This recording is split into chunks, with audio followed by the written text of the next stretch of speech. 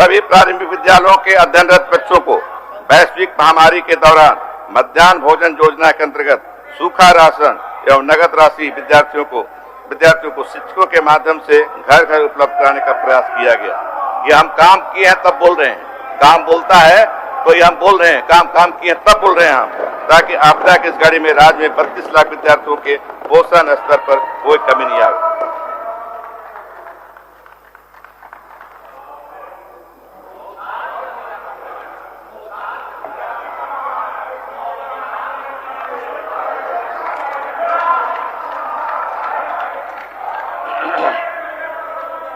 महोदय, मुख्यमंत्री स्वच्छ विद्यालय पुरस्कार के अंतर्गत राज्य में 928 विद्यालयों में 5 स्टार तथा 5,668 विद्यालयों ने 4 स्टार प्राप्त कर स्वच्छता एवं गुणवत्ता के पैमाने पर महत्वपूर्ण उपलब्धि हासिल की।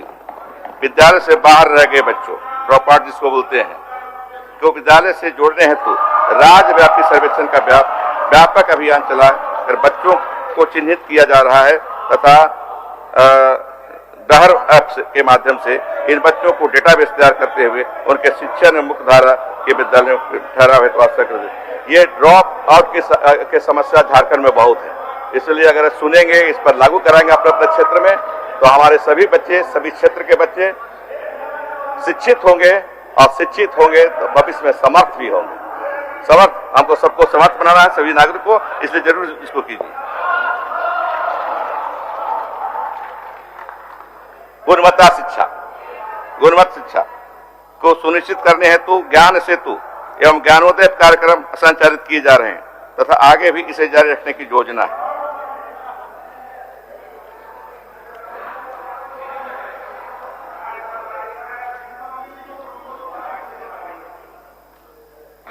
शारीरिक शिक्षा एवं खेलकूद हेतु राज्य सरकार द्वारा विस्तृत हस्त पुस्तिका तैयार की गई है तथा उच्च माध्यमिक कक्षाओं में शारीरिक शिक्षा एवं खेलकूद विषय के रूप में शामिल करने की योजना है।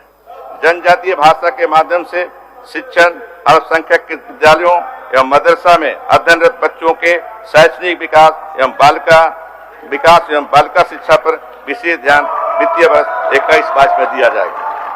आओ पढ़ें और खूब पढ़ें, इस पर भी देखिए, सुनिए इसको। पठन अभियान को राज्य के प्रारंभिक विद्यालयों में बच्चों की पठन क्षमता को विकसित करने हेतु व्यापक रूप से आगामी वित्तीय वर्ष में संचालित किया जाएगा।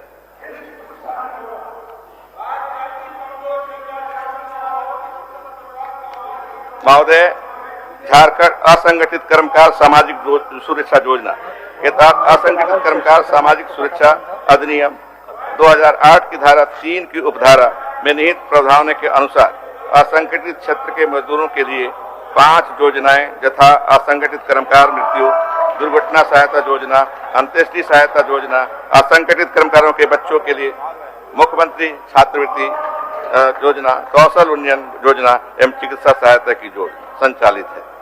प्रवासी कर्मकारों के निबंधन की प्रक्रिया को ग्राम पंचायत के स्तर पर करने की संबंधित योजना है। बंधुआ मजदूरों का पुनर्वास, ये भी सुनिए, बंधुआ मजदूर के लिए प्रत्येक जिला में 10 लाख रुपए का कॉर्पस फंड का गठन कर लिया गया है।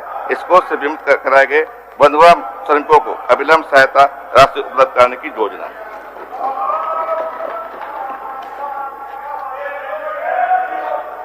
महोदय सुने भाई, मुख्यमंत्री झारखंड अंतर्राष्ट्रीय प्रवासी श्रमिक अनुदान योजना महत्वपूर्ण चीज है।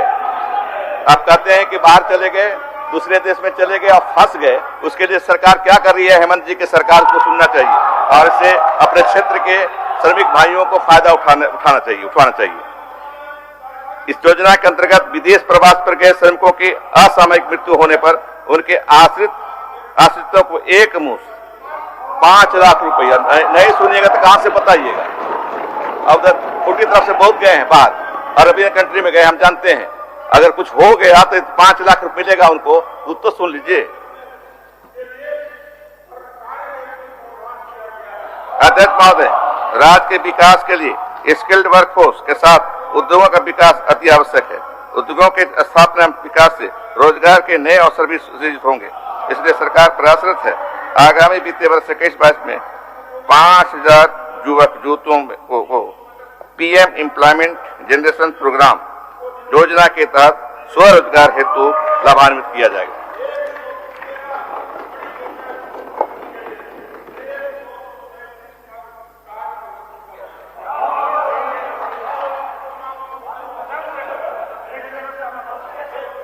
अध्यक्ष महोदय, राज्य के विकास में पथों के महत्व को ध्यान में रखते हुए पथों के उन्नयन एवं विकास पर बल दिया जा रहा है एवं सड़कों के घनत्व को बढ़ाने हेतु बजट में राशि 3,480 करोड़ रुपए का उपबंध किया जा रहा है। आगामी वित्तीय वर्ष में पथ निर्माण विभाग में निम्नांकित महत्वपूर्ण कार्य प्रस्तावित हैं। इसको सुन लीजिए। माइनिंग कॉरिडोर का निर्माण, गिरिडीह धनबाद देवघर में रिंग रोड का निर्माण, गोविंदपुर साहिबगंज सड़क का 4 लेनिंग, राज्य के महत्वपूर्ण शहरों को जोड़ने वाली सड़कों को 4 लेन करने का प्रस्ताव, राज्य के महत्वपूर्ण पर्यटन स्थलों को अच्छी सड़कों से जोड़ने का प्रस्ताव।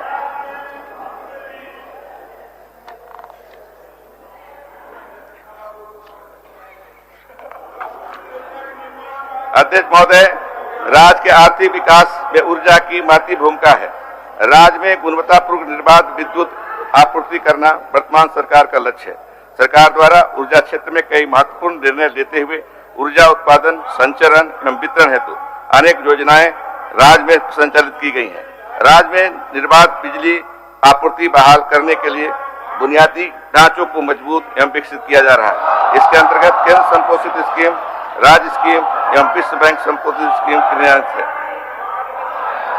मीटरिंग एवं एनर्जी अकाउंटिंग योजना के तहत IIT उपभोक्ताओं को, HD उपभोक्ताओं को मेन और चेक मीटर से जोड़ने, ABT मीटर स्थापित करने तथा सभी फीडर एवं वितरण ट्रांसफार्मर के मीटर स्थापित करने की योजना है।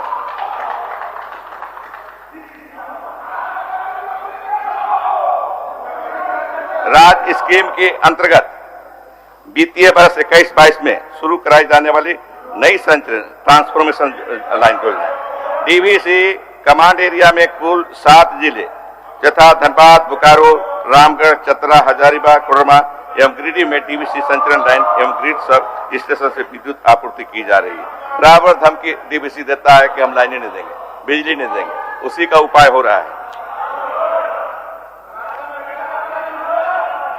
वन एवं पर्यावरण जलवायु परिवर्तन। अध्यक्ष महोदय, झारखंड की पहचान वनों से है। मानव एवं वनों का संबंध बहुत पुराना है। हमारी सरकार वनों के संरक्षण एवं विकास के लिए प्रतिबद्ध है। वन संवर्धन एवं संरक्षण के सतत प्रयासों के कारण राज्य का वनावरण एवं वृक्षारोपण बढ़ाकर राज्य में कुल भौगोलिक क्षेत्रफल का 33.81% हो गया है, जो राष्ट्रीय वन नीति 1988 के अनुरूप राज्य के लिए एक बड़ी उपलब्धि है। भारतीय वन सर्वेक्षण देहरादून के द्वारा दिनांक 30/12/2019 को जारी प्रतिवेदन के अनुसार 2017 से 2019 तक की अवधि में राज्य में विभिन्न प्रकार के वन क्षेत्रों में 58 वर्ग किलोमीटर की वृद्धि हुई है।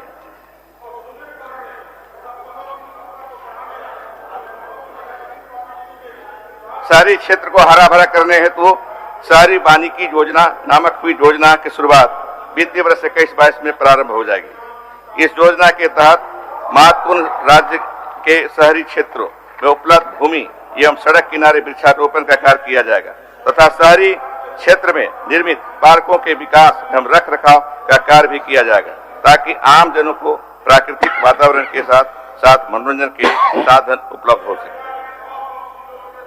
विधि व्यवस्था संवेदनशील प्रशासन। अध्यक्ष महोदय, राज्य का विकास एवं पूंजी निवेश आकर्षित करने हेतु विधि व्यवस्था एवं संवेदनशील प्रशासन की भूमिका अहम है और सुरक्षित वातावरण अनिवार्य शर्त है। गृह, कारा एवं आपदा प्रबंधन विभाग के अंतर्गत गृह एवं कारा विभाग प्रभाग के लिए वित्तीय वर्ष 21-22 में 476.80 करोड़ रुपए की राशि का उपबंध किया जा रहा है। राज्य के युवक जो वामपंथ उग्रवादियों के प्रभाव में आकर भटक गए हैं, उन्हें मुख्य धारा में लाने का प्रयास किया जाएगा, ताकि वे एक सामान्य जीवन जी सकें तथा राज्य के विकास में अपना योगदान दे सकें। जिन इलाकों को उग्रवाद की चंगुल से मुक्त कराया जा चुका है, वहां विकास की गति में तेजी लाई जाएगी, ताकि उग्रवाद वहां दोबारा पैर नहीं पसार सके। जो इलाके आज भी वामपंथ उग्रवाद से प्रसिद्ध है, उन इलाकों को अभियान और विकास के माध्यम से वामपंथ उग्रवाद के प्रभाव से मुक्त कराया जाएगा।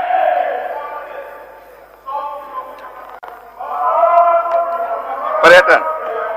अध्यक्ष महोदय, राज्य में पर्यटन विकास की असीम संभावनाएं मौजूद हैं। परिवहन के साधनों की तुलना उपलब्धता से राज्य में पर्यटन उद्योग के विकास में सहायता